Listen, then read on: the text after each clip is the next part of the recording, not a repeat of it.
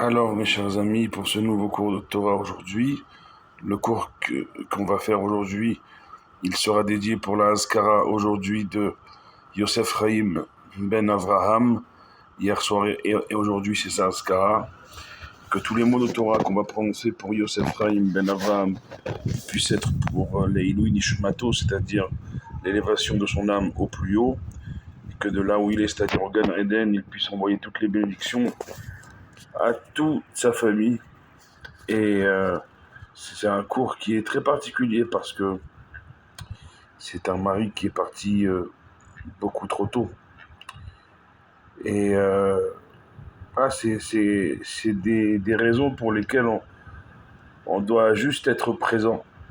Et, et parfois même rien dire, c'est des fois mieux. Alors vous allez me dire qu'est-ce que je suis en train de faire. Eh bien, à l'image de la parachat de notre semaine, la parachat de Rekev, après Vaïtranan, où c'est marqué comme ça, Ve'aya Rekev Tishme'un. Lorsque vous serez prompt et apte et capable, Tishme'un, d'entendre Rekev, c'est-à-dire que votre écoute Tishme'un soit Rekev, soit collée à votre talon. Rekev signifie le talon, on le sait avec notre patriarche Yaakov, parce que c'est marqué que lorsque Yaakov il est né, Vayarakveni Zé, que celui-là il a doublé son jumeau Esav. C'est pour ça qu'on l'a appelé Yaakov, il tenait le talon de son frère Esav et il voulait le doubler. Et c'est pour ça que plus tard Esav il dira, il m'a doublé 2 fois à ma naissance, et là il a pris la bénédiction de mon père, et il a pris la Bechora, le droit d'aînesse. C'est de là d'où va naître la haine froide de Esav envers Yaakov. Ici, Moshe Rabbeinu, il enjoint les enfants d'Israël que leur écoute soit chevillée à leurs talons. Ça veut dire quoi? Ça veut dire que là où ils iront, notamment et surtout, en l'occurrence en terre d'Israël, puisque les enfants d'Israël sont à la frontière, Be'arvot Moab, dans les plaines de Moab, à l'Yardeni Yericho, surplombant le fleuve du Jourdain, surplombant la ville de Yericho, porte d'entrée en terre d'Israël. Et donc Moshe Rabbeinu leur dit, attention, en terre d'Israël, comme où que vous soyez dans votre histoire, ayez toujours chevillé à vos talons, collé à vos talons, c'est-à-dire là où vous irez, comme première importance, l'écoute. L'écoute. Comme on l'a dit dans nos cours de la semaine dernière, il y a une affirmation de la Gemara qui dit « Shev et alta seadif » assis-toi et ne fais rien, c'est mieux parfois que de se lever et de faire et de mal faire. On sait très bien aussi que dans nos Pirkei Avot, c'est marqué « Seyag la chokhma shetika » que le signe de l'intelligence dans le judaïsme, c'est pas la parole, c'est le contraire, c'est le silence. Et en l'occurrence ici, quand on fait un shiur de Torah, les Ilui Nishmat, Yosef Chaim ben Avraham, qui est parti dans la fleur de l'âge, alors on ne peut que se taire et apprendre de cette disparition combien la vie, elle est précieuse. Vous savez, ça me rappelle, en France, il y a quelques années, il y a plusieurs années où l'ancien grand rabbin de France, le Rav Yosef Chaim Sitruk, d'ailleurs Yosef Chaim, comme Yosef Chaim ben Avraham, eh bien, il était venu à la radio où je travaillais en France pour la parution de son livre juste après son attaque cérébrale, sa sortie de l'hôpital, La Pitié-Salpêtrière. Il avait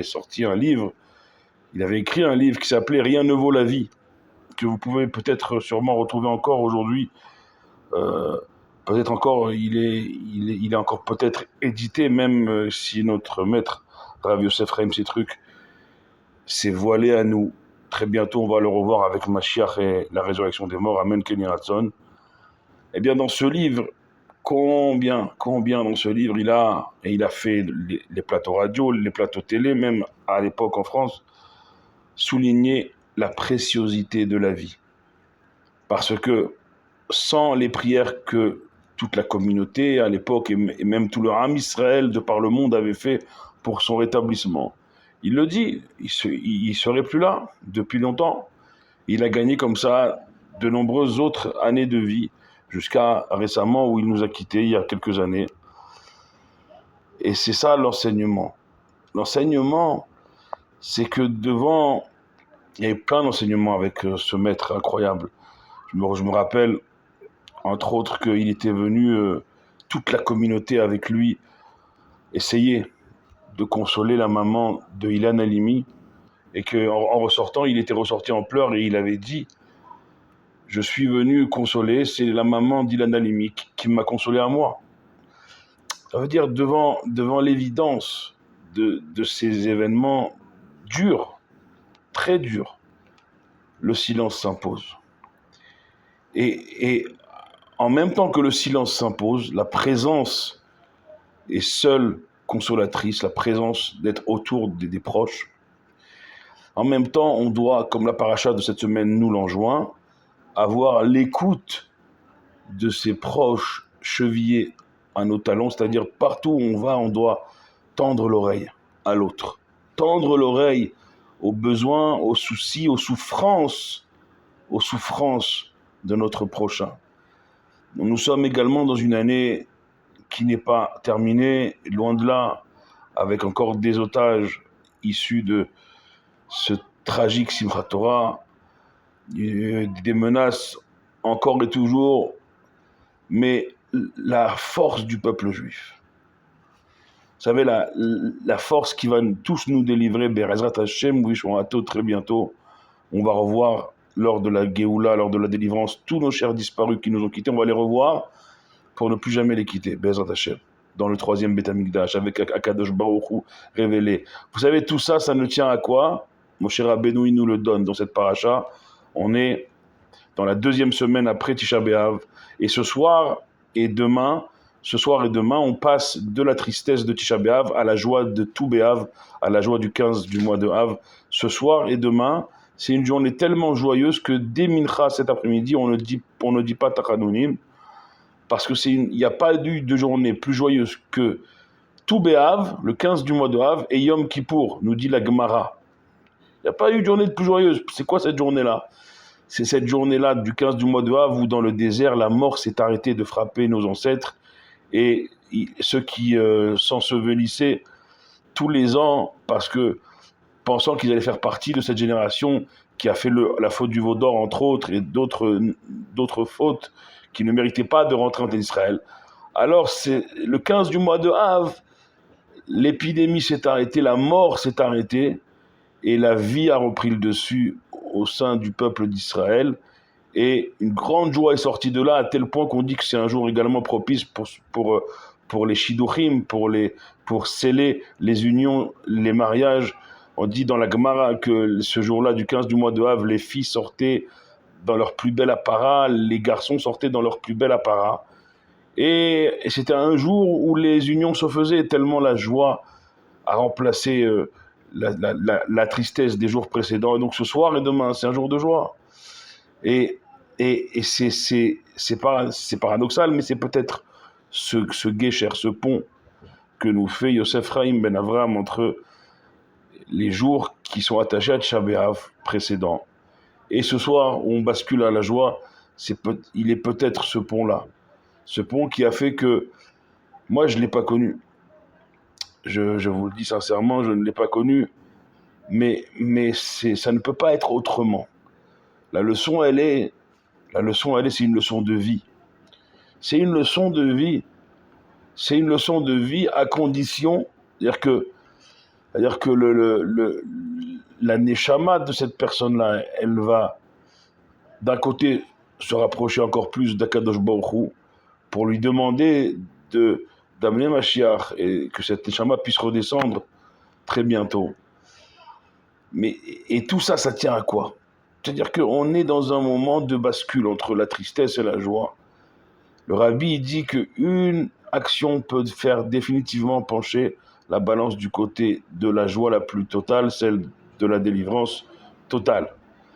Eh bien, cette semaine, la clé de toutes les délivrances, c'est Moshe Rabbeinu qui nous la donne. Ve'aya ekev tishme'un. Soyez toujours prompt à écouter votre prochain, votre entourage. C'est plus qu'écouter. Quand Akadosh Baruch Hu, il intervient, souvenez-vous, auprès d'Avraham Avinu, il lui dit Kol asher tomar elecha Sarah shma bekola. Tout ce que ta femme Sarah te dit, entends sa voix. C'est pas juste écoute. C'est quoi entendre? Avraham Avinu, il s'est mis à la place de ce que Sarah, sa femme, voyait. Et à la place de sa femme Sarah, il a vu du même angle de vue que sa femme Sarah voyait. Et il a compris, en se mettant à sa place, que sa femme voyait au sujet de Ishmaël. Et c'est pour la raison pour laquelle il a extrêmement et terriblement pleuré lors de la ptira, lorsque sa femme Sarah a quitté ce monde.